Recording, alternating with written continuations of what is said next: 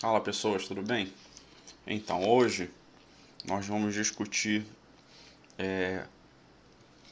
as áreas do sistema nervoso central, tá? Encefálicas, né? Não medulares,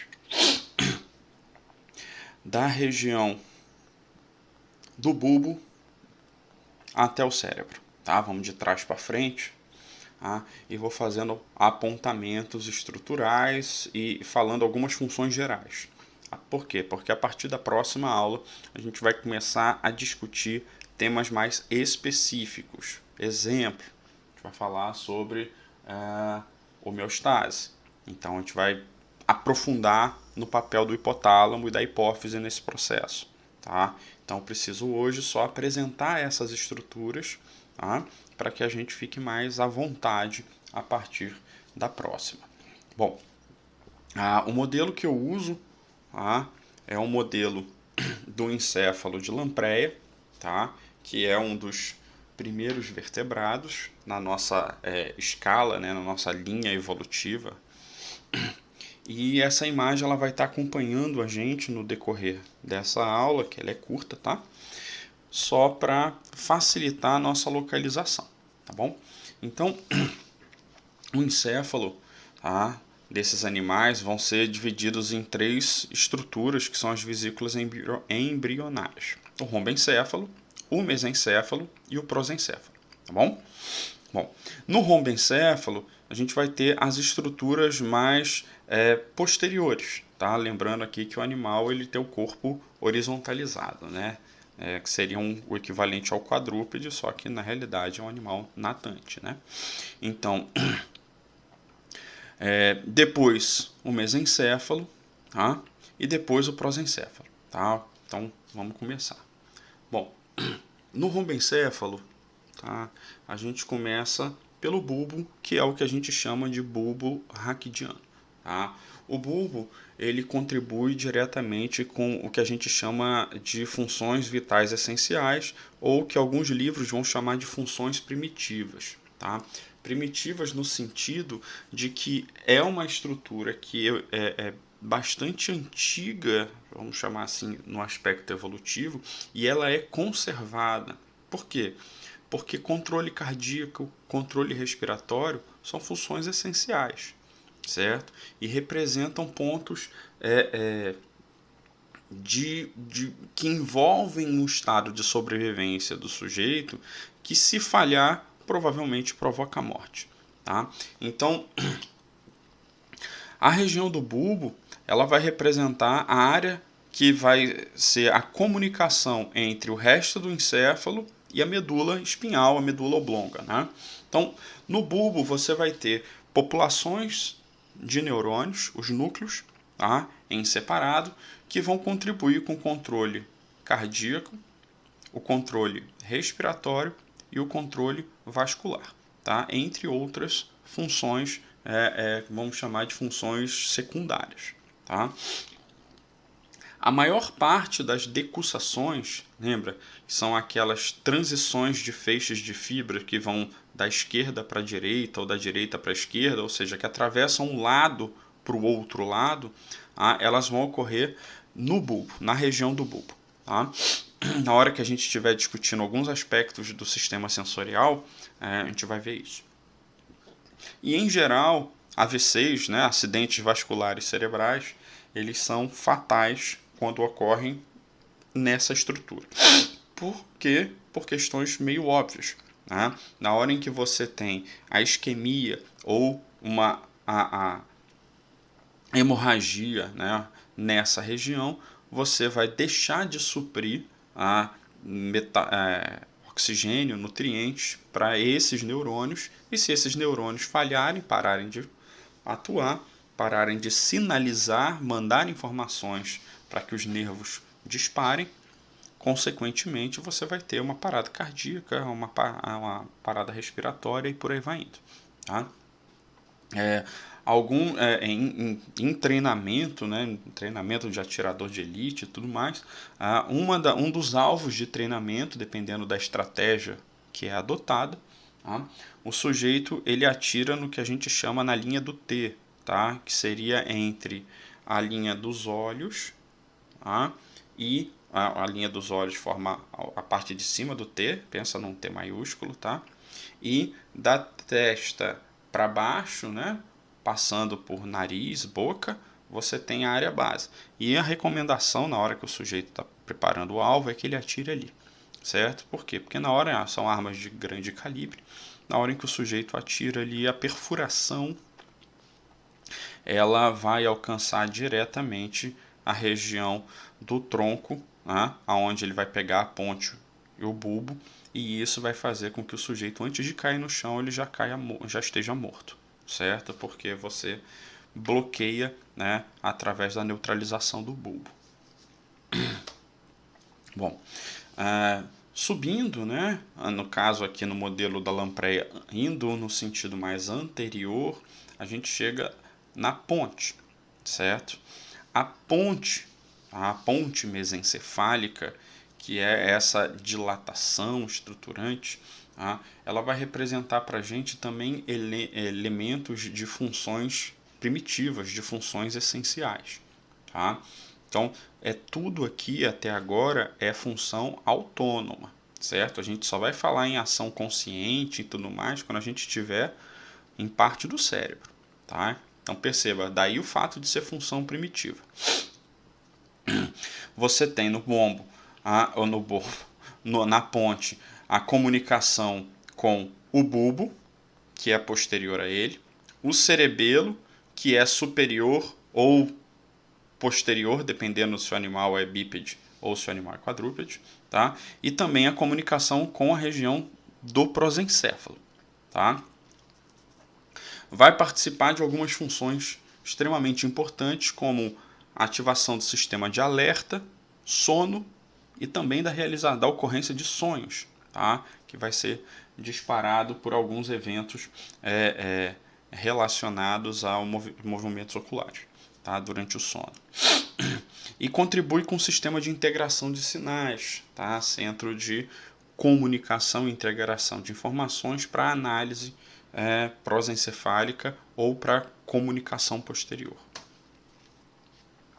O cerebelo, tá? Tem esse nome porque parece um pequeno cérebro, né? E o formato e o desenho, ele está diretamente relacionado com funções motoras, tá? Com funções associadas ao equilíbrio, tá? Mas não só isso. Tá? O cerebelo ele representa um centro de integração e processamento de informações conjuntas. Que informações? A informação motora, aqui no caso seja estático, né, parado ou dinâmico, em movimento, acústico e visual. Essa integração de informações vai contribuir diretamente para que o cerebelo faça o ajuste do processamento e realize o movimento adequadamente com a coordenação motora mais adequada. Então, você precisa de informações sensoriais para a realização de atividades de execução motora. Tá? Você precisa saber a posição que o teu corpo está no ambiente para realizar um determinado movimento ou para manter-se estático. Então, a informação visual e acústica, elas contribuem para isso. Então, não só quando a gente fala em coordenação motora, a pessoa pensa em andar, pegar coisas e tudo mais, mas não é só isso. Tá? A própria fala, ela envolve um mecanismo de atenção, também é envolvido, e existe influência também associada a processos de aprendizagem, principalmente aprendizagem motora, e sofre impacto nas emoções também. Tá? Lembrando que não dá para você separar um sujeito, principalmente num organismo mais complexo como é o nosso, separar um indivíduo em sujeitos racionais e sujeitos emocionais, certo? Tá? Essas duas grandes vertentes, elas estão constantemente entrelaçadas. Tudo bem que em algumas circunstâncias ou em alguns sujeitos uma pode ser mais evidente do que outras, mas não dá para isolar. Você não consegue neutralizar emoções e neutralizar racionalidade.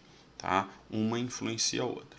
Lembra que dependendo do teu estado emocional, se você tiver com um estado de irritabilidade maior, tua atenção fica mais comprometida e compreender, por exemplo, o que eu estou falando aqui agora pode ser mais difícil. Tá? Bom, avançando, tá? A gente sobe para o que é o mesencéfalo. Tá? O mesencéfalo, junto com a ponte com o bulbo, forma o que a gente chama de tronco encefálico ou tronco mesencefálico. Tá bom? Bom, o mesencéfalo ele vai contribuir diretamente com os chamados reflexos visuais e acústicos. Tá? Se você pegar aquela aula que a gente discute sobre nervos cranianos, você vai ver que muitas das raízes dos pares de nervos cranianos estão localizados nessa região. Tá? Então você tem uma série de sinalizações, seja sensoriais, seja motoras principalmente, relacionadas a esses estímulos. Tá? Movimentos oculares, orientação de cabeça. Tá? Então, essa coordenação de alguns comportamentos que envolvem a atenção e impacto de emoção também são relacionados à regulação da atividade do mesencéfalo. Perceba também que a gente prossegue com funções praticamente autônomas. Tá? Bom, a região do teto, tá? Que é a parte, como o próprio nome está dizendo, superior, tá? Do mesencéfalo, ela vai ter na gente, né, em nós, mamíferos, o que a gente chama de colículos superiores. Tá? Os colículos superiores e os colículos inferiores. Nos vertebrados não mamíferos, essas estruturas são chamadas de lobos ópticos. Tá? E estão relacionadas à coordenação através de sinalização de estímulos visuais, né? Aferências visuais que chegam ali e orientam o movimento ocular do peixe, por exemplo, tá? Da ave, por aí vai indo. No nosso caso, contribui para os chamados reflexos visuais associados ao foco, tá? E ao reflexo do movimento do olho. Tá? Então, por exemplo, se você está lendo alguma coisa, né? Então tá lá, lobos ópticos não mamíferos, não sei o que, você lê lá o livro até a última palavra daquela linha, e na hora em que você desce para a linha de baixo, sem ter que mover a cabeça, só move o olho e continua a leitura, isso é participação da região do colículo superior, certo? Então isso é uma ação reflexa. Tá? Isso é uma ação não consciente. Você não precisa encostar o dedo, passar a mão aqui assim e depois, opa, aqui é aqui. Não, você não precisa desta informação, tá? Dessa ação consciente. Esse processo ele ocorre de maneira automática, tá? É um reflexo desenvolvido e amadurecido conforme a gente vai repetindo a prática. Vamos beber água.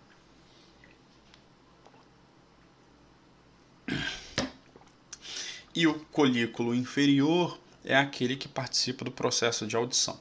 Tá? O superior na visão e o inferior na audição, na orientação de cabeça, movimentos. Tá? Na parte mais inferior, o tegmento, não é tegumento, hein? O tegmento, ele também participa de respostas reflexas da visão e da audição, mas também relacionadas ao tato. Tá? E contribui com o refinamento motor. Certo? Algumas lesões nessa região elas podem provocar sintomas da doença de Parkinson. Tá? A doença de Parkinson está relacionada a um distúrbio no prosencéfalo, tá?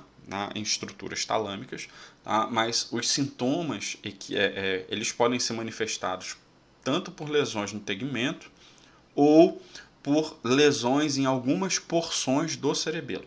Tá bom? Eu vou falar sobre isso numa aula que a gente discute sobre esses temas.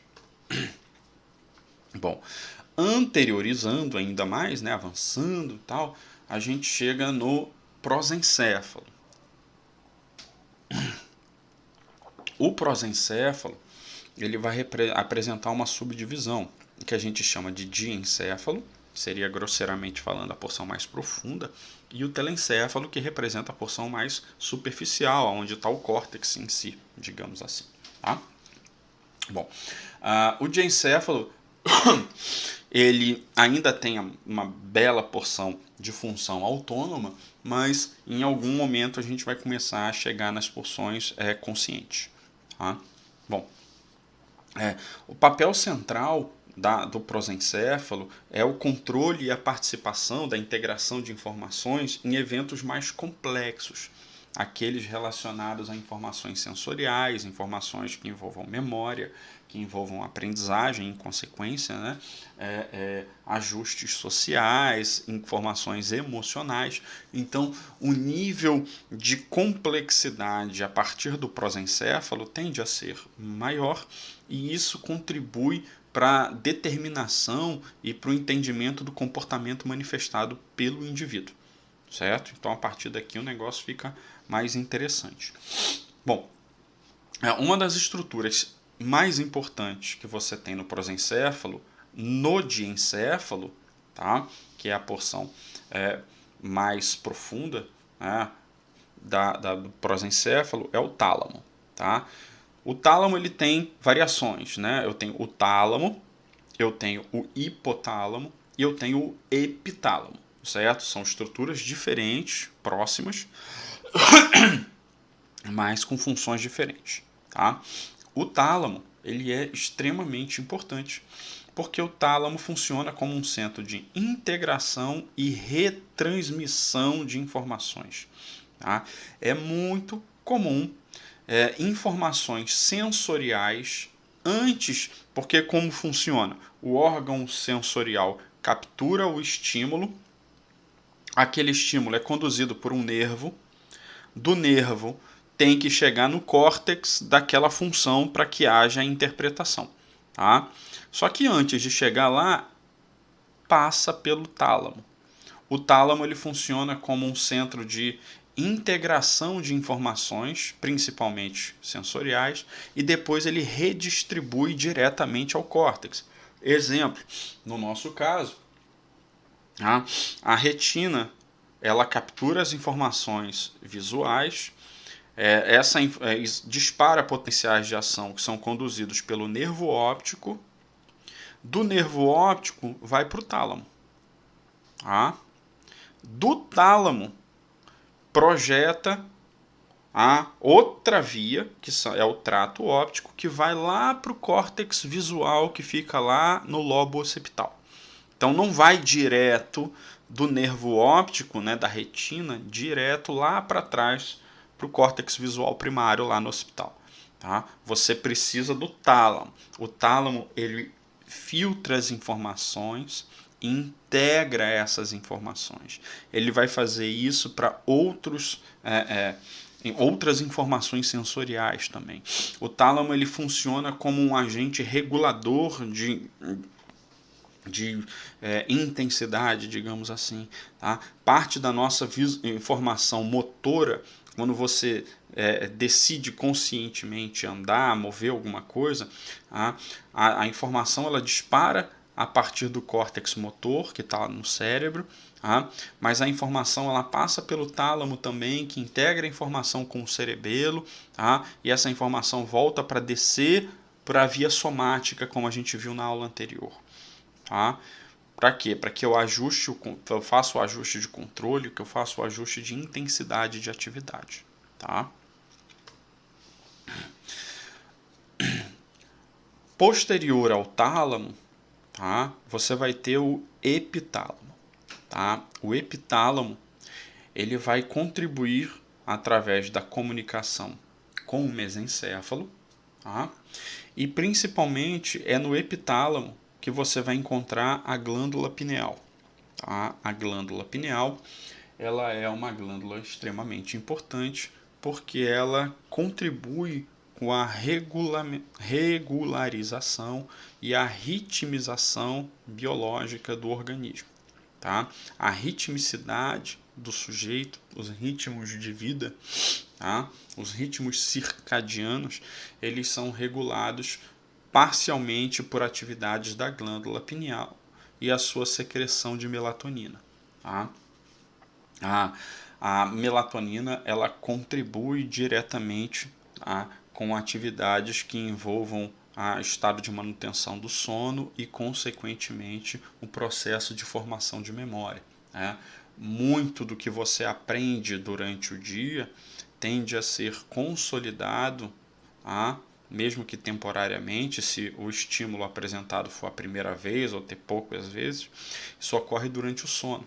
Por isso que uma boa noite de sono ou boas noites de sono sucessivas contribuem diretamente para o processo de desenvolvimento de memória. E um dos caras que contribui com isso é a melatonina, certo? A gente vai falar um pouco sobre isso na aula seguinte. O hipotálamo, que é o alvo da próxima aula, tá? Ele é o cara do controle homeostásico, tá? E reprodutivo. Lembra, não esqueça, não confunda hemostasia, né, que é o processo de ativação do mecanismo de coagulação, que a gente já viu algumas aulas atrás, com homeostasia, que é o equilíbrio dinâmico do corpo. Tá? Manutenção da ritmicidade biológica, controle calórico, hidrossalino, né? E por aí vai. Além disso, da função reprodutiva também.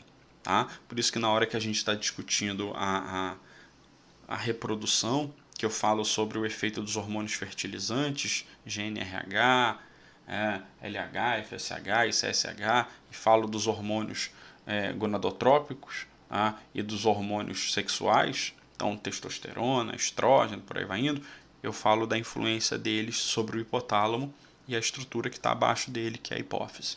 Tá? Por quê? Porque a função reprodutiva ela é disparada também aqui. Tá? Então, a regulação da oferta de calorias, o controle de temperatura do corpo, no nosso caso principalmente, que somos animais homeotérmicos. Então, o hipotálamo, por incrível que pareça, é uma estrutura extremamente pequena, mas que tem uma função mais do que essencial na regulação. Tá? Recebe muitas informações de diferentes áreas do encéfalo, tá? Além de receber regulação hormonal. Eu falei para vocês que a vascularização, apesar de ser muito intensa, tá, no sistema nervoso central, tá, ela tem pouco acesso direto ao encéfalo, porque a barreira hematoencefálica ela cria um mecanismo de proteção para que toxinas, parasitas ou algo que não deva entre em contato com o seu sistema de coordenação e faça o teu corpo falhar. Tá? Aí eu falei que existem estruturas, pontos que facilitam esse acesso, tá? Onde a barreira hematoencefálica ela é menos intensa. São os chamados órgãos circunventriculares. São 8 porções onde o acesso é mais fácil. Tá? E do encéfalo inteiro, das 8 porções, 4 ficam no hipotálamo. Por quê? Porque o hipotálamo precisa receber informações, principalmente de hormônios circulantes, que vão sinalizar informações para que ele ajuste as atividades de maneira com que o controle homeostásico ele seja conservado. Mas isso é tema da próxima aula. Tá? E no telencéfalo em si, que já é a projeção, tá? Você vai ter, principalmente em mamíferos, o que a gente chama de neocórtex, que é o cérebro em si, separado através dos hemisférios esquerdo e direito, tá? Que vão representar a dilatação da estrutura, de forma com que ainda no nosso caso você tenha os giros encefálicos, né, as circunvoluções que a gente encontra na maioria dos mamíferos, e isso faz com que eu tenha uma superfície maior, que me permita ter mais neurônios e consequentemente mais sinapses de integração e comunicação. Tá? Então isso vai dar para a gente um conjunto de integração de informações num nível de complexidade maior, que meio que explica o conjunto de atividades mais complexas que nós realizamos. Tá? Bom, apesar de eu ter os dois hemisférios, o esquerdo e o direito, Tá? Esses hemisférios eles são parcialmente independentes, tá? Mas eles são unidos, como falei já em outra aula, através do corpo caloso, que é a porção profunda, tá? Onde você tem lá a presença do lobo da ínsula, né, o lobo insular, que vai permitir a comunicação entre o lado esquerdo e o lado direito, tá, dos hemisférios. Tá? Aqui você vai ter o processamento do que a gente chama de processamento intelectual, mecanismos que envolvam a atenção, isso que eu estou falando é no neocórtex, tá? Naquelas áreas encefálicas que eu apresento lá na primeira aula. Tá? Então você tem populações de neurônios diferentes em porções diferentes do córtex que processam informações diferentes. Então, o início do mecanismo de memória, a atenção a espacial, o cálculo matemático aproximado, o cálculo matemático preciso, a fala, né?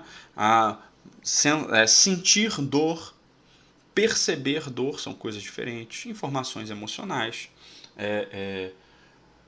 enfim. Julgamento moral, lembra do caso do Phineas Gage, lá na lesão na região ventromedial do córtex frontal, no lobo frontal. Tá? Então, todas essas estruturas, elas estão localizadas no neocórtex, tá? Em subpopulações diferentes, com funções diferentes, mas que acabam se comunicando através de projeções, né, de feixes, de fascículos, que vão formar uma rede de integração sináptica entre essas áreas. Tá? Durante muito tempo, se acreditava que um lado, tá, um hemisfério estaria relacionado à lógica, enquanto que o outro lado estaria relacionado à criatividade. E que algumas pessoas são mais criativas ou mais racionais, lógicas, por causa do mais desenvolvimento de uma área e de outra. Tá? Hoje a gente esquece isso. Tá? Obviamente existem pessoas que têm mais potencial para uma coisa, para outra, mas isso envolve outras características, personalidade, componentes genéticos, né? No final das contas, apresentação de estímulo e herança genética do sujeito. Tá? Mas as informações elas são integradas.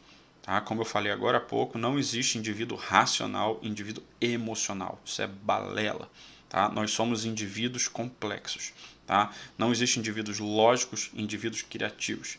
Certo? Existem algumas tendências e tudo mais, mas nós somos indivíduos complexos. A gente integra as informações. Tá? E os estados são fluidos e dinâmicos. Tá? Então todas essas informações elas são importantes. Tá? Você pode ter uma influência maior ou menor de um lado ou de outro, mas não existe uma forma de eliminação, só ter um e não ter o outro. Tá?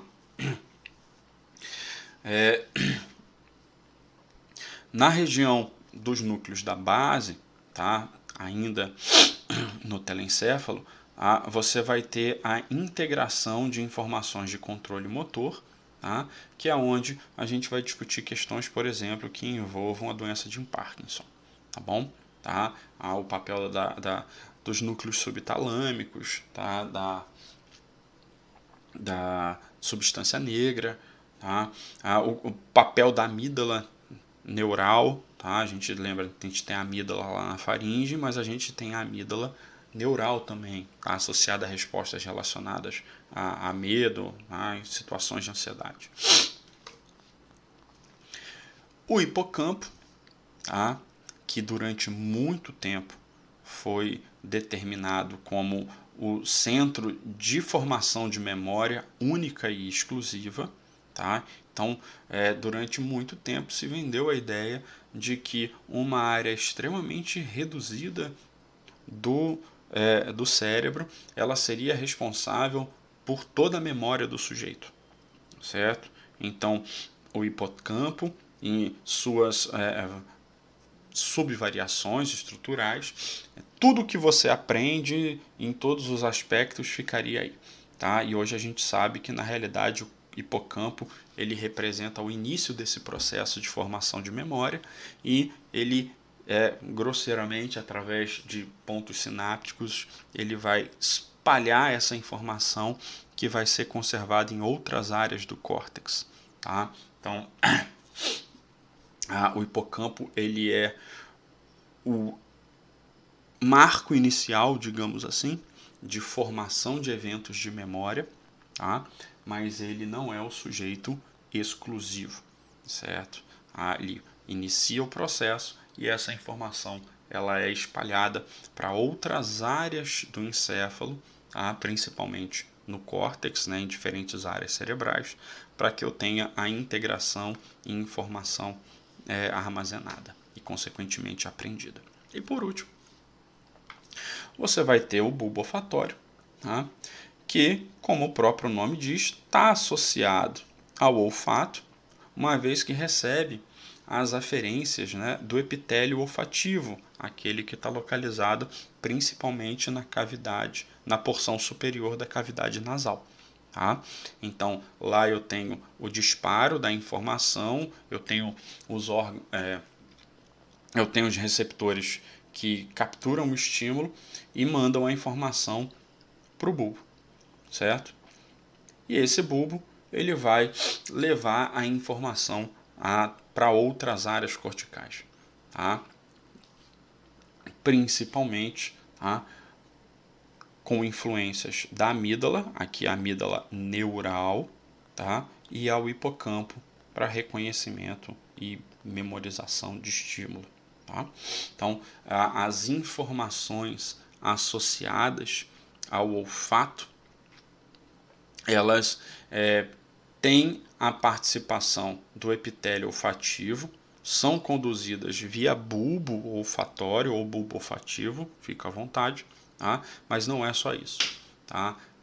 A forma com que você captura o estímulo, a partícula química que te permite sentir o cheiro daquela coisa e o significado emocional daquela situação relacionada, isso pode gerar uma experiência, uma informação, uma memória.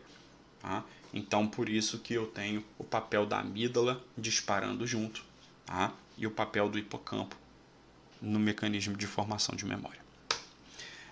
Como eu disse, é uma apresentação das estruturas e aí depois, a partir da próxima, a gente vai começar a discutir elementos específicos. Então, na próxima aula, a gente vai falar sobre homeostase, tá? E também vai entrar a reprodução. Então, se eu vou falar de homeostase, bom, a gente já sabe que eu tenho o papel do hipotálamo. Então, eu vou falar de hipotálamo, hipófise e as regulações associadas.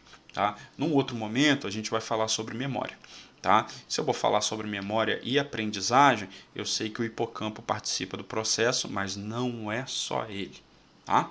Então, vamos discutir todas essas questões nas próximas aulas, porque a gente já está finalizando o curso. Tá bom? Fiquem bem, até a próxima, um abraço.